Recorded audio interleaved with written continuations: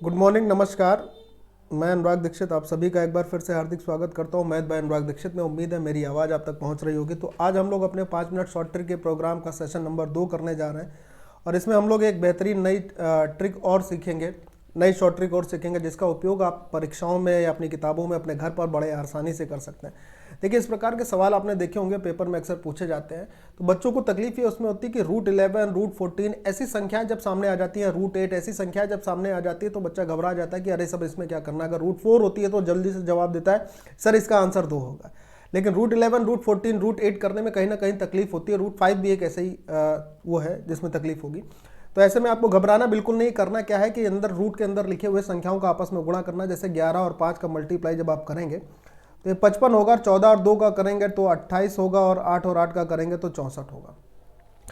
ध्यान क्या देना है, अगर बीच में प्लस लिखा हुआ है जैसा कि यहाँ तीनों में लिखा हुआ है तो जो सबसे बड़ी संख्या है वही सबसे बड़ी होगी। ऑल इक्वल वाला, यानी आपसे जैसे इसमें पूछा गया था कि सबसे बड़ी संख्या क्या होगी, तो जो ये ऑप्शन था चौथा कि सभी बराबर है, ये तो बिल्कुल गलत हो गया। अब अगर बीच में प्लस है तो बड़ी संख्या ही बड़ी होगी, यानी सबसे बड़ी संख्या क्या हो जाएगी 64। 64 के सामने क्या लिखा था √8 + 8, यानी कि इन तीनों में अगर आप समझे तो √8 + √8 ही सबसे बड़ा होगा। ठीक है, कितना सिंपल था, सो सिंपल है ना।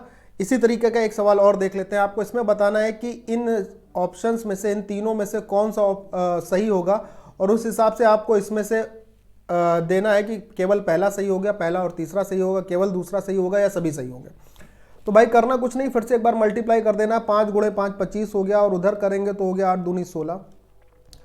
25 16 से बड़ा है, जी हाँ बिल्कुल बड़ा है, तो यानी ये बात बिल्कुल सही है। फिर मल्टीप्लाई करेंगे, 7 का गुणा 3 में 21 हो गया, ये देखिए, और 8 का गुणा 2 में करेंगे तो 16 हो गया। तो भाई 21 भी 16 से बड़ा होता है, बिल्कुल सही बात है। फिर मल्टीप्लाई होता है 5 का 5 में, यानी 25 हो गया, और फिर इधर 7 का 3 में तो 21 हो गया। 25 भी 21 से बड़ा होता है, यानी ये भी बिल्कुल सही बात है। तो इसका मतलब जब अपने पास सारे के सारे चीज़ें सही हैं तो अपना आंसर क्या बनेगा कि इसमें दिए हुए तीनों की तीनों बातें सही है, यानी all of them is correct, all of them is right, है ना, बिल्कुल सिंपल। तो ऐसा कोई भी सवाल आएगा तो आप उसे बड़ी आसानी से कर पाओगे। हाँ, एक चीज़ का ध्यान रखना, अगर बीच में प्लस है, अगर बीच में इस तरीके से आपको प्लस दिख रहा है तो जो संख्या सबसे बड़ी है वही सबसे बड़ी होगी, लेकिन अगर यहाँ माइनस होगा तो जो सबसे छोटी होगी वही संख्या सबसे बड़ी कहलाएगी। उम्मीद है कि ये ट्रिक आपको शानदार लगी होगी, अच्छी लगी है तो प्लीज़ शेयर जरूर करिएगा। मिलते हैं नेक्स्ट एपिसोड में एक और बेहतरीन शॉर्ट ट्रिक के साथ। अपना ध्यान रखिएगा, बाय बाय, टेक केयर।